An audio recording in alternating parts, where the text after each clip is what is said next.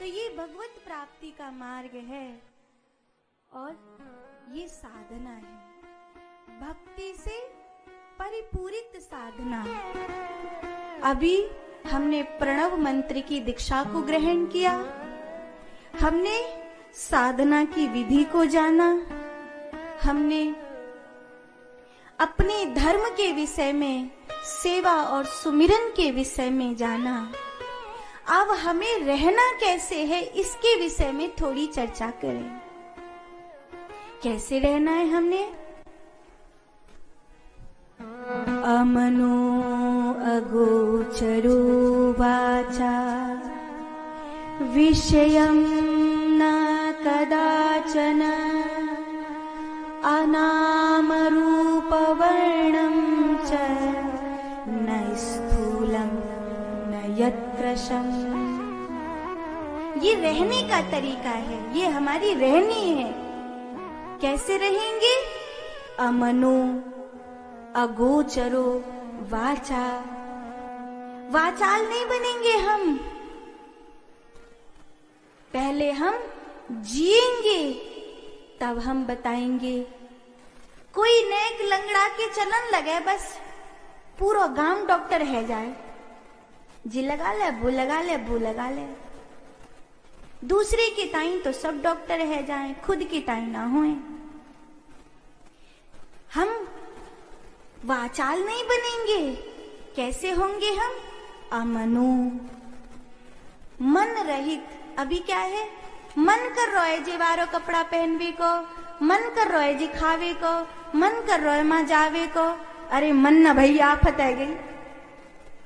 जब देखो हाय मन, हाय मन, हाय मन, हाय मन, कछु तुम कल्ले करो कि सब तुम्हारो मन ही करे। ऐसो लगे कि हम तो गुलाम है और मन हमारो मालिक है, मन हमारो स्वामी है। मन के मारे बन गए बन तजी बस्ती मोह। मन के मारे तो बन गए और बन में भी कछु मिलो नहीं, बस्ती को मोह ही बनो रहे हो, तो फिर का फायदा?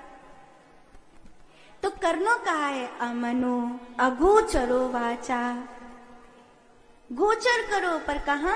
अपने भीतर, बाहर नहीं, भीतर उतरो, शांत हो जाओ, ज्ञान मुद्रा लगा लो और धीरे से अपने भीतर उतरने का प्रयास करो। अंधेरा लगे तो नाम मंत्र की ज्योति जला लो। जो आपके गुरुजी ने मंत्र दिया है उसकी ज्योति जला लो, अंधेरा लगे तो। इस दुनिया में क्या करोगे रह के? प्रियादास जी बोले, दया स्वर्ग उठ गई, धर्म धस गयो धरनी में, पुण्य गयो पाताल भयो, पाप भयो वरन वरन में। प्रीत रीत सब गई, वैर भयो घर घर भारी, अपनी अपनी परिजिते जग में नर नारी। सबे अपनी अपनी परी है, प्रियादास जी कहते हैं, अपनी अपनी परिजिते जग में नर नारी। अपने अपने घरन की सब काहू के पीर, जिन्हें पीर सब घरन की, सो कहाँ है रघुवीर। अमनो अगोचरो वाचा, अमन हो जाओ, अगोचर हो जाओ, भीतर उतरो। भीतर नहीं उतरते, बाहर रहते, इसलिए तो सत्संग में मन नहीं करता। काऊ जनानी ने अपने पति ते कही कि जी कथा बड़ी मीठी है, कथा बड़ी मीठी है, चलो चलो चलो। वाको पति खस के नहीं दुकान पे थे। अब बड़ी जिम्मे परी, सो चलो। ठीक है, आ तो गयो, पर पंडाल में नहीं बैठो, दूर कहूं एक पेड़ लग रहे हो, बाकी नीचे जाके बैठो। बोले आवाज तो आ रही है, नहीं तो सुन लूंगो। सो ठंडी ठंडी हवा चल रही और कथा इतनी मधुर है रही कि बाय लग गई झपकी, और वो तो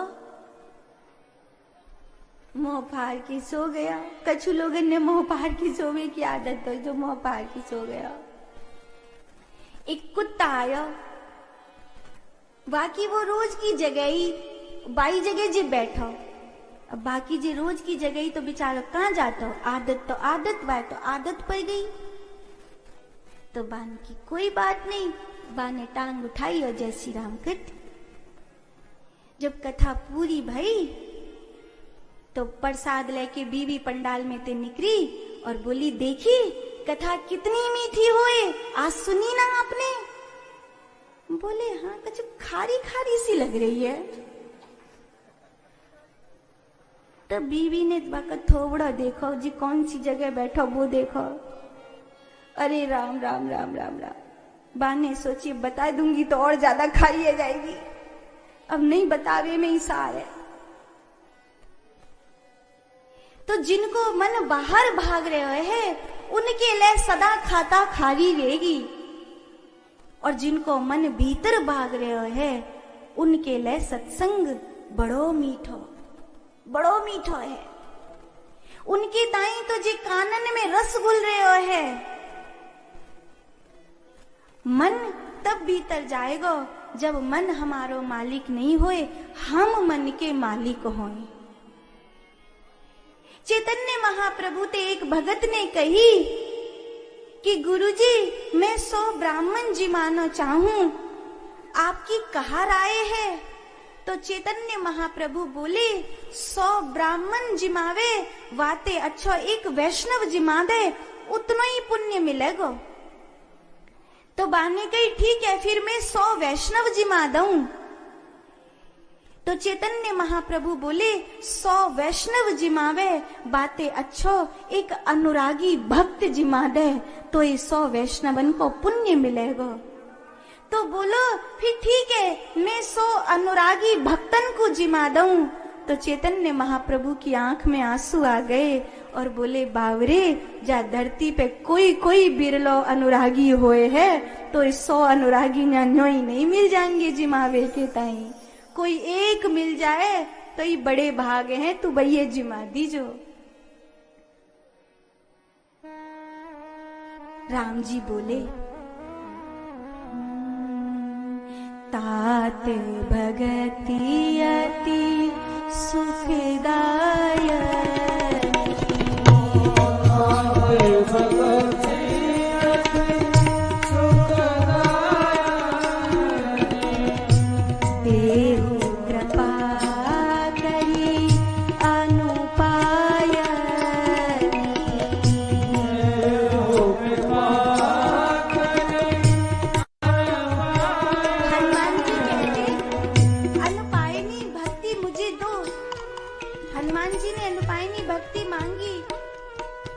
लक्ष्मण ने पूछा भक्ति क्या है? सत्संग तो होते रहना चाहिए ना। आप अपने बड़ों के, आजकल तो जो देखो वो ही अपने मोबाइल के पास बैठ रहे हो, कोई बैठी ना रहे हो एक दूसरे के संग। नहीं तो दादी की कहानी, बाबा की बात सुनते सुनते ही जीवन को रास्ता निकल या तो कछु दुनिया में कछु और पढ़वे की जरूरत नहीं। बाबा दादी की कहानी सुनते ही बालक को जी समझ में आ जाती जे सही है और जी गलत है। पर अब तो कोई बैठ ही ना रहे हो काऊ के पास, अब तो सब अपने अपने मोबाइल के जौरे बैठ रहे हैं, कोई काऊ के जौरे ना बैठ रहे हो। लक्ष्मण जी बैठे राम जी के जौरे, और भक्ति क्या है पूछा। राम जी बोले, तात भगति अनुपम सुख मूला,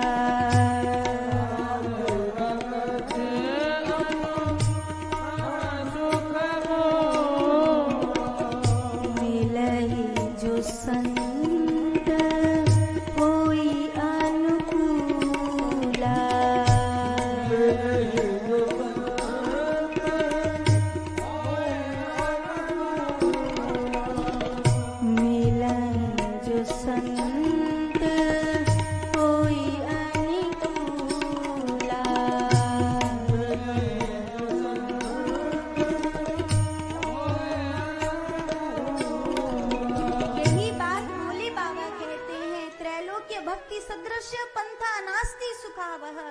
तीनों त्रिलोकी में भक्ति के समान सुख देने वाला है। यही बात तो हम भी 5 दिन से चिल्ला चिल्ला के कह रहे हैं कि प्रथम भगति संतन कर संगा, दूसर रति मम कथा प्रसंगा। गुरुपद पंकज सेवा, तीसरी भगति अमान, चौथी भगति मम गुणगन, करई कपट तजिगान। मंत्र जाप मम दृढ़ विश्वासा, पंचम भगति सो छठम शील विरति बहु करमा, निरत निरंतर सजन धर्मा। सातव सब मोहि में जग देखा, मोते संत अधिक।